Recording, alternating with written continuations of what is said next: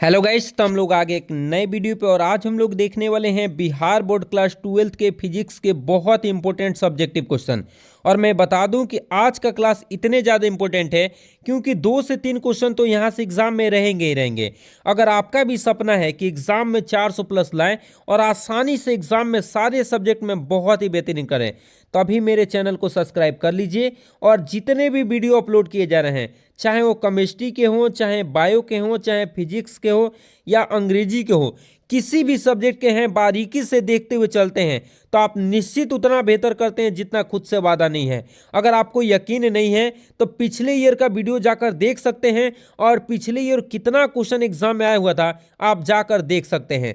तो चलिए मैं वीडियो को स्टार्ट करता हूं और एक एक करके समझते हुए चलते हैं। लोग आप बहुत बेहतरीन करने वाले हैं और उतना बेहतरीन करने वाले हैं जितना आप खुद से वादा नहीं करते हैं। चलिए तो पहला क्वेश्चन देखिए क्या है, लेकिन इसके पहले मैं बता दूंगा कि इसके पहले भी 3 क्लास चल चुके हैं थ्योरी का। आप नहीं देखें तो सबसे पहले उस वीडियो को देखिए क्योंकि उसमें भी एक से एक इंपॉर्टेंट क्वेश्चन पढ़ाया गया है। देखिए मैं क्या बोल रहा हूं, अगर बारीकी से सारी वीडियो को देख के जाते हैं तो एग्जाम में एक रत्ती सा भी क्वेश्चन नहीं छूटने वाला है। इसलिए मैं बोलता हूं कि पूरी वीडियो को वॉच करिए। अगला क्वेश्चन देखिए जो हम लोग पढ़ने वाले हैं आज, कि विद्युत विभव से आप क्या समझते हैं। तो देखिए विद्युत विभव क्या होता है कि अनंत से किसी आवेश को विद्युत क्षेत्र के भीतर लाने में किया गया कार्य, उस आवेश के अनुपात को हम लोग क्या कहते हैं, विद्युत विभव कहते हैं। आवेश तथा इनके बीच कार्य भी लिख लीजिएगा। यहाँ पे कार्य के अनुपात को यहाँ पे क्या लिख लेंगे, कार्य लिख लेंगे। कार्य के अनुपात को देखिए क्या होता है, मैं क्या बता रहा हूं। मान लीजिए कि कोई क्या है, विद्युत क्षेत्र है। यहाँ पे अनंत से कोई हमने एकांक आवेश को उठाया और यहाँ तक लाने में हम कोई कार्य कर रहे हैं, तो लाने में जितना काम कर रहे हैं और जो ये आवेश ला रहे हैं तो उसी का अनुपात को, तो लाने में काम जो कर रहे हैं वो डब्लू है और जो आवेश ला रहे हैं उसका मान क्या है, भी है। एकांक आवेश को मैंने क्या माना, भी।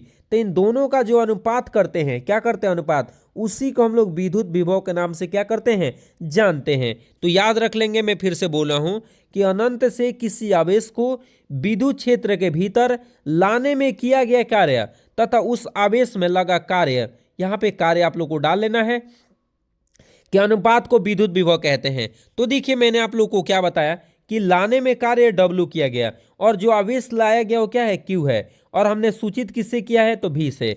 तो इसका सूत्र क्या हो जाएगा कि भी बराबर क्या हो जाएगा कि लाने में किया गया कार्य और बट्टा में क्या चीज, आवेश। और लाने में किया गया कार्य और बट्टा आवेश को ही हम लोग क्या कहते हैं, विद्युत विभव के नाम से क्या करते हैं, जानते हैं। लेकिन एक बात और याद रखना है, इसका मात्रक आप लोग को याद रखना है। तो मात्रक क्या होगा, जूल बट्टा कूलाम, या इसी को बोलते हैं वोल्ट। तो दोनों आपको मात्रक याद कर रखना है। ऐसा नहीं कि एक मात्रक आपको याद रखना है और एक मात्रक आपको छोड़ देना है, ऐसा नहीं करना है। देखिए जितने भी मात्रक बताए जाएंगे वो सब के सब इंपॉर्टेंट है, इसलिए आप इग्नोर नहीं कर सकते हैं। तो इसका ऐसा ही मात्रक क्या हो गया, जूल बट्टा कूलाम, और क्या होता है इसका, इसको वोल्ट भी बोलते हैं। इस बात को याद रखेंगे। अगला क्वेश्चन देख लीजिए क्या है, विभव प्रवणता किसे कहते हैं। और मैं बता दूं कि विभव प्रवणता कभी एग्जाम में पूछा नहीं गया है, इसलिए 2025 में इसकी चांसेस बहुत ज़्यादा बनती है कि ये 2025 में आए ही आए। अगर आपका भी चाहते हैं कि एक भी क्वेश्चन गलत ना हो और आप माँ बाप का नाम रोशन करें, तो प्लीज़ आप लोग अध्ययन करिए, आप बहुत ही बेहतरीन करने वाले हैं। तो देखिए क्या है विभव प्रवणता, दूरी बढ़ने के साथ साथ विभव में परिवर्तन के दर को विभव प्रवणता कहते हैं। मतलब मान के चल लीजिए कि ये विद्युत क्षेत्र है और दूरी बढ़ा दी जाए कि यहां से एकांक आवेश को ला रहे हैं, समझ रहे ना, तो इसमें कुछ ना कुछ चेंजेस होंगे, विद्युत विभव में कुछ ना कुछ परिवर्तन होगा, तो इसी को हम लोग विभव प्रवणता कहते हैं। तो वही दे रखा है कि दूरी बढ़ने के साथ साथ विभव में परिवर्तन के दर को हम लोग क्या कहते हैं, विभव प्रवणता कहते हैं। और विभव प्रवणता का मात्रक क्या होता है, वोल्ट बाई मीटर होता है। क्या होता है, वोल्ट बाई मीटर, इस बात को याद रखेंगे। और विभव प्रवणता का सूत्र क्या होता है कि मैंने परिवर्तन हुआ है किस में, ये विभव में परिवर्तन हुआ है तो उसकी त्रिज्या में भी क्या हुआ है, परिवर्तन हुआ है। तो आपको सूत्र भी याद रखना है। देखिए एग्जाम में क्या दे देगा, एग्जाम में सूत्र दे देता है या आपको क्या मात्रक पूछ देता है। तो ऑब्जेक्टिव में यहां से भी क्वेश्चन पूछे जा सकते हैं। और थ्योरी देगा तो ऐसे क्वेश्चन दे देगा कि विभव प्रवणता क्या है, इसका मात्रक लिखिए। देखिए आप लोग के लिए इतने मेहनत हम लोग कर रहे हैं और आप बेहतरीन करने वाले हैं। बस आपको करना क्या है कि पूरे वीडियो को वॉच करना है। प्लीज़ अगर आप अभी तक मेरे वीडियो को लाइक नहीं किए हैं तो प्लीज़ लाइक कर दीजिए, और आप लोग सब्सक्राइब नहीं किए तो प्लीज़ सब्सक्राइब भी चैनल को कर देंगे, क्योंकि आपके एक लाइक और सब्सक्राइब से हम लोग को बहुत मदद मिलती है। तो प्लीज़ आप लोग करेंगे। और देखिए आप लोग के लिए मैं इतना मेहनत कर रहा हूँ ताकि आप एग्जाम में बहुत बेहतरीन करें और माँ बाप के नाम रोशन करें और गाँव में बहुत बेहतरीन करें, अपनी परचम लहराएं। और हमें उम्मीद है कि आप अपने गाँव में परचम जरूर लहराएंगे और एग्जाम में उतना बेहतर रिजल्ट लाएंगे कि गाँव का कोई देखे तो गर्व के साथ आप कह सकें कि मेरा रिजल्ट ये है। और ये होगा तब जब आप अध्ययन करेंगे, बिल्कुल बारीकी से पढ़ेंगे, इसलिए पढ़ना बहुत जरूरी है। अगला आ जाते हैं कि 1 वोल्ट क्या है।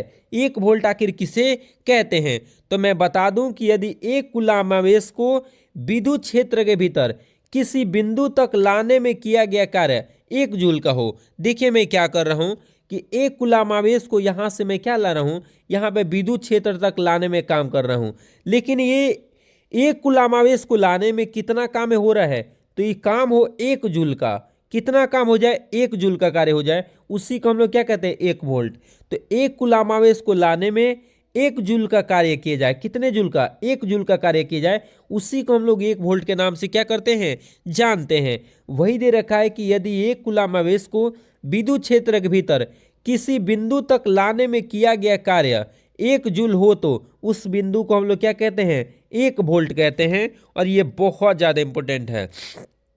अगला क्वेश्चन देखिए क्या है। अगला क्वेश्चन वैद्युत धारिता, या इसी को देते हैं विद्युत धारिता से आप क्या समझते हैं। तो देखिए क्या होता है, विद्युत धारिता क्या होता है मैं बता देता हूं। किसी चालक की वैद्युत धारिता उस चालक द्वारा आवेश संग्रहण करने की माप है। देखिए क्या होता है कि मान लीजिए कि कोई बर्तन है, मान लीजिए कि आवेश धारण कर रहा है, क्या धारण कर रहा है, आवेश को धारण कर रहा है। किसको धारण कर रहा है, आवेश। तो जितने आवेश धारण कर लेता है उसी को हम लोग क्या कहते हैं, विद्युत विभव। या ऐसे भी कह सकते हैं कि विद्युत विभव, विद्युत धारिता उसे कहते हैं जो आवेश धारण करने की क्षमता रखता है, उसमें क्या धारण हो जाए, आवेश धारण हो जाए। तो आवेश धारण करने की क्षमता को हम लोग क्या कहते हैं, विद्युत धारिता कहते हैं। वही तो कह रहा है कि किसी चालक की वैद्युत धारिता उस चालक द्वारा आवेश संग्रहण करने की क्या है, माप है, कि कितना आवेश को संग्रह कर जा रहा है। समझ रहे ना। और इसको हम लोग सूचित कर से करते हैं तो सी से सूचित करते हैं। इसका एक और फॉर्म यहाँ पे परिभाषा बता दूंगा। आवेश बट्टा में क्या चीज, यहाँ पे आवेश बट्टा में क्या चीज, विभव। तो आपको एक और परिभाषा बन सकता है कि आवेश और विभव के अनुपात को हम लोग क्या कहते हैं, वैद्युत धारिता कहते हैं।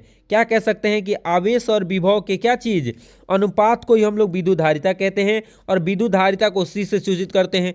और कई बार एग्जाम में पूछा गया है कि विद्युत धारिता का फॉर्मूला क्या होता है, तो आपको याद रख लेना है कि C बराबर Q/V होता है। और यहाँ से ऑब्जेक्टिव क्वेश्चन पूछ देता है, तो प्लीज़ आप लोग इसको पढ़ेंगे तो ऑब्जेक्टिव भी बना के आएंगे एग्जाम में। और मेरा सपना तो एक ही है ना, ताकि आप एग्जाम में ऑब्जेक्टिव भी बेहतर करें और थ्योरी भी बेहतर करें। ऐसा कोई भी ना हो जो आपसे छूट जाए। तो प्लीज़ आप लोगों को पढ़ना है। और मात्रक आप लोगों को याद रखना है कि मात्रक क्या होता है, तो कूलाम बटा वोल्ट होता है, या इसी को फैरड कहते हैं। क्या कहते हैं, फैरड। याद रखिएगा कि कूलाम बटा वोल्ट या फैरड, दोनों मात्रक याद करके रखना है। ऐसा नहीं कि एक मात्रक मैंने याद किया और एक मात्रक छोड़ दिया, तो नहीं होगा। और बीमा याद रखना है क्या, m के पावर 1, l के पावर -2 और t के पावर 4, a के पावर 2। बीमा भी याद रखना है और दोनों मात्रक भी याद रखना है, फार्मूला भी याद रखना है।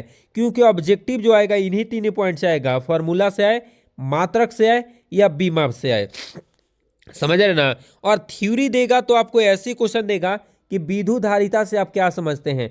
तो क्वेश्चन अगर थ्योरी आता है तो विद्युत धारिता से आ जाएगा, आपका काम हो जाएगा। लेकिन वही अगर थ्योरी ऑब्जेक्टिव पूछेगा, तीनों पॉइंट से पूछेगा। इस बात को क्या रखना है, ध्यान रखना है। लेकिन एक बात और मैं बता देता हूं कि 1 फैरेड बराबर कितना कूलम होता है, तो आपको इस बात को याद रख लीजिएगा, 96,500 कूलम होता है। अगर आपसे पूछ दिया जाए कि 1 फैरेड बराबर कितना कूलम होता है, तो आपको बता देना है कि 96,500।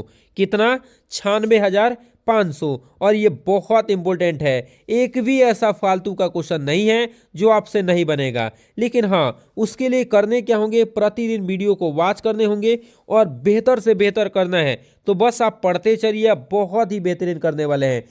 उसके लिए करना क्या होगा, प्रतिदिन आपको वीडियो को वॉच करना है और बेहतर से बेहतर पढ़ना है, आप बहुत बेहतरीन कर जाएंगे। लेकिन हाँ, आप अभी तक मेरे वीडियो को लाइक नहीं किए होंगे तो लाइक कर देंगे, चैनल को सब्सक्राइब कर देंगे और शेयर करेंगे, क्योंकि देखिए आपका ही सपोर्ट मेरे लिए सब कुछ है और आप लोग सपोर्ट करेंगे तभी हम लोग बढ़ पाएंगे। तो प्लीज़ आप लोगों से रिक्वेस्ट है कि आप लोग वीडियो को शेयर किया करिए, क्योंकि आपके एक सपोर्ट से हम लोग को बहुत मदद मिलती है और दिल से धन्यवाद आप लोगों को मैं देता हूं, ताकि आप लोग मेरे वीडियो को देख रहे हैं और वीडियो को शेयर कर रहे हैं। तो चलिए मिलेंगे अगले वीडियो में, आप लोग पढ़ते रहिए दोस्तों, आप बहुत बेहतरीन करने वाले हैं। जय हिंद।